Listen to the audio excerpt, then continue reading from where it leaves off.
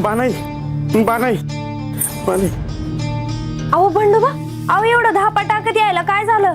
बानाई देवांचा सांगावा घेऊन आलो या.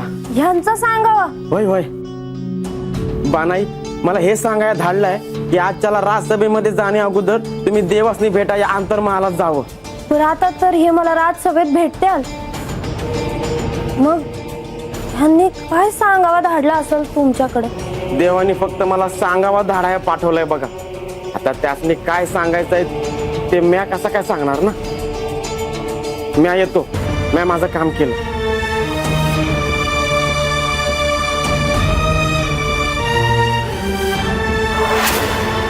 काय सांगायचं असेल ह्यांना?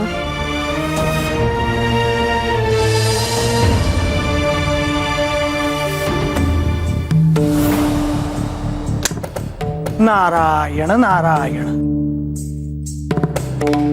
हे पिताश्री, हे माते, माझा नमस्कार स्वीकार करावा.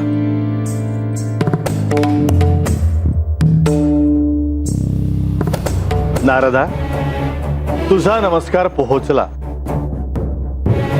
नारदा, काय काळ झाला तू भेटायला आला नाहीस? जेजुरी गडावर आख्यान मांडले आहे.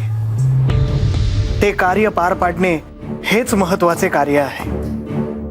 नारदा, तुझा चेहरा चिंताक्रांत का बरं दिसतो आहे? नारायण नारायण. नारदा, चिंता आणि तुला? हे माते, हे कार्य वाटते तितके सोपे नव्हे. हे आख्यान करताना तुला अवघड का वाटते आहे? मल्हारी चरित्राचे आख्यान करत असताना श्री म्हाळसा देवी आणि बानू या दोघीही उपस्थित आहेत. या आख्यानातून त्यांना आत्मज्ञान व्हावे हेच उद्दिष्ट आहे. परंतु या आख्यानात असे काही क्षण येतात की त्यांच्या प्रश्नांना मला थेट उत्तर देता येत नाहीत. माझी वाणी मध्येच थांबेल की काय असे मला वाटते. आणि असे जर झाले तर हे आख्यान कसे पार पडेल म्हणून मी चिंतित आहे. नारदा, तुझी माता साक्षात वाणीची आणि विद्येची देवता असताना तुला चिंता करण्याचे कारण काय? होय पिताश्री, पण जे सत्य माझ्या मुखातून बाहेर पडायला नको ते जर पडले तर काय याचे मला भय वाटते. माझ्याकडून अनर्थ व्हायला नको एवढीच इच्छा आहे. नारदा, माझे आशीर्वाद तुला आहेत. मल्हारी चरित्र सांगताना तुला कोणतेही विघ्न येणार नाही. ज्या क्षणी तुला माझे साह्य हवे असेल त्या क्षणी केवळ माझे स्मरण कर. मी तात्काळ तुझ्या समोरील विघ्न दूर करेन. माझ्यावर जे आख्यानाचे दायित्व आहे ते यशस्वीपणे पार पडावे एवढेच माझे मागणे आहे. शुभम भवतु.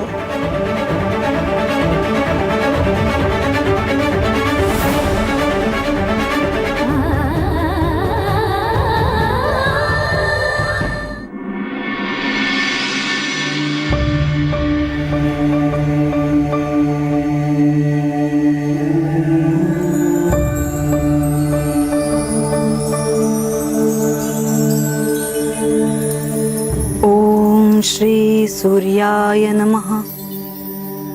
ओम श्री रवये नमः.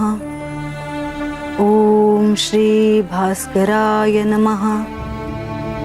ओम श्री खगाय नमः. ओम श्री भानवे नमः.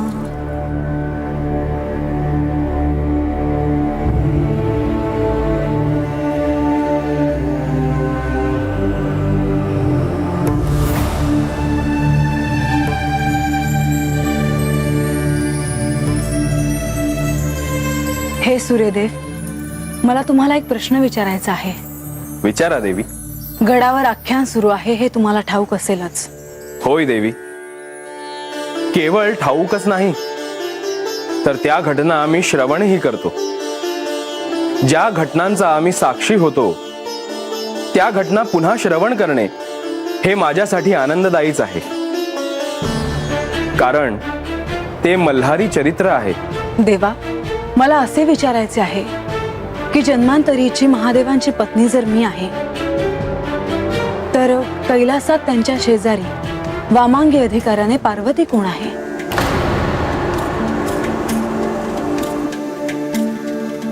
या प्रश्नाचे उत्तर तुम्ही टाळू शकत नाही.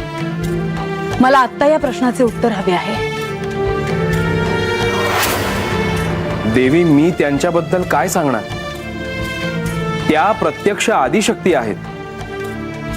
श्री महादेवांना प्राप्त करण्यासाठी त्यांनी अत्यंत कठोर अशी साधना केली आणि त्यावर श्री महादेवांनी प्रसन्न होऊन त्यांची मनोवांछित इच्छा पूर्ण केली आणि त्यांच्याशी विवाह केला. मला अजून सांगा, कोण होती ती? पार्वती देवी या हिमालयाच्या कन्या आहेत. साक्षात हिमालय त्यांचा पिता आहे. देवी, माझ्या सभोवती समस्त ब्रह्मांड विशेष गतीने भ्रमण करीत आहे. माझ्या कार्यासाठी मला आज्ञा असावी.